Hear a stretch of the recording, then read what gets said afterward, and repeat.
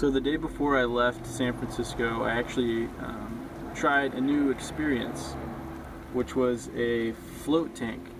If you guys don't know what a float tank is, I'll link you to a video, or if you've ever seen the movie Daredevil, the Ben Affleck one, it's what he sleeps in.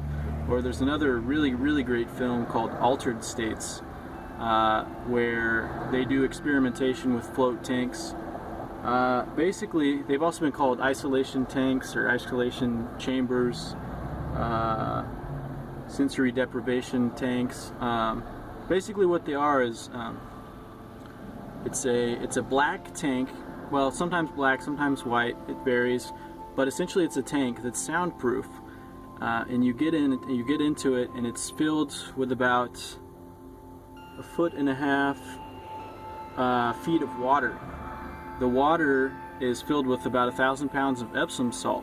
So when you lay down in this tank, you just float, sort of weightlessly. And the water is also, it's I think around 98 degrees, so it's around the same level as your body temperature. And you close the door when you sit in it, so it's pitch dark. It's also soundproof, so you can't hear anything. And when you lay down, you just float. So essentially it feels like you're floating in space, and what it does is it cuts off all of your exterior sensory experiences, you know? So you don't hear cars driving by like we do right now, or voices, or birds, or anything, people yelling, or, you know, water. I mean, you kind of hear the water, actually. If you shuffle around, you're going to hear the water a little bit. But essentially it cuts out all of this sensory, all these things that you normally experience, and you're left with just your mind, just your thoughts. And it's a really interesting experience. People have talked about, you know, having like psychedelic experiences, you know, hallucinating and things, and I could see how that could be very possible if you're in like a deep meditation state and you really just sort of let go. I could see that could happen.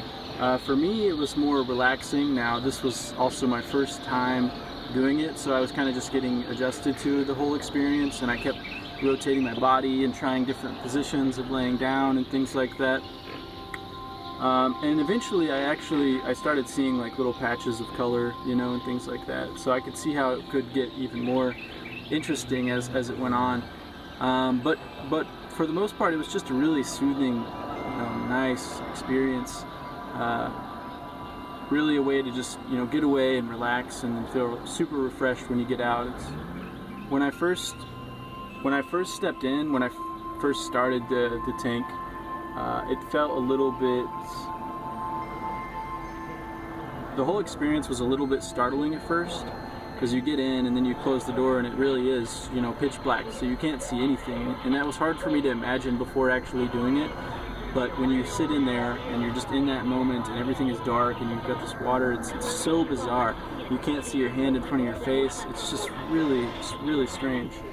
And at first that was a little bit startling for me. I could actually, when I laid down, I started focusing really intensely on myself breathing, to the point where I was having to remind myself to breathe. I sort of convinced myself that I need to remember to breathe, you know, so I was really focused on these deep breaths, you know, and then eventually I sort of forgot about that, and I kept breathing, at least I think I did, because I'm still alive now.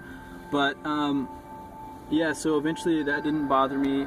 I convinced myself also that my neck was hurting, so when I was changing the positions up and trying new things, I tried putting my hands behind my neck and sort of holding my head like that, and that was the most comfortable position of all. That was amazing. It's just like lounging back, most strange experience, most relaxing thing ever, maybe, that I've experienced. And when I got out of it, I was telling the guy that worked there about that, and he told me that was probably his favorite way to do it too, was just to lay back like that.